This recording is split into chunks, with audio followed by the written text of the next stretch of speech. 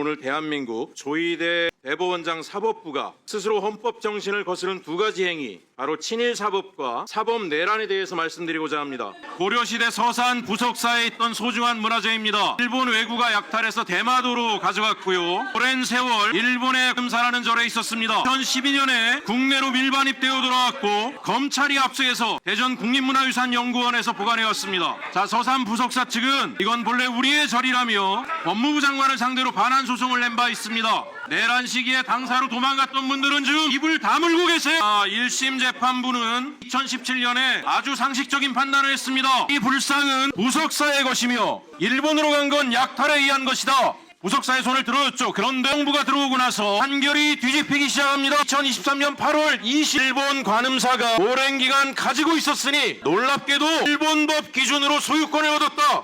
우리 2심이 이렇게 됐습니다. 불과 두 달 뒤에 정광석과 같이 대법원이 그대로 확정했습니다. 일본은 즉시 이 불상을 자국의 국보로 지정했고 우리는 다시는 되찾을 수 없게 됐습니다. 자, 부석사 주지스님 이렇게 이야기합니다. 재판부 배당 통보를 받은 지 한 달 만에 선고가 내려졌다. 너무 빠른 재판이었다. 대통령실이 불상을 일본에 돌려줘야 한다는 입장을 전했다라고 이야기합니다. 이건 명백히 윤석열 정부의 외압이 있었다는 이야기고 사법부가 권력에 굴복해 일본에 유리한 결론을 내렸다는 것입니다. 사법부의 독립과 공정성은 진즉에 무너진 것입니다. 조희대를 윤석열 대통령에게 추천한 사람이 김건희의 계부 김충식이라고 합니다. 김충식 일본 태생이고 일본 황실가와 깊은 인연이 있고 일본 통일교와도 밀접한 인물로 알려져 있습니다. 2018년에 대법원은 그래도 이렇게 올바른 판단을 했었죠. 일본의 강제징용은 불법이고 일본 전범기업은 피해자에게 직접 사과하고 배상해야 된다. 윤 정권이 등장하고 나서 대법원의 태도가 바뀝니다. 제3자 변제, 가해자인 일본 기업은 빠지고 한국 정부 산하재단이 국민세금과 기금으로 대신 돈을 주는 방식으로 바뀝니다. 대법원은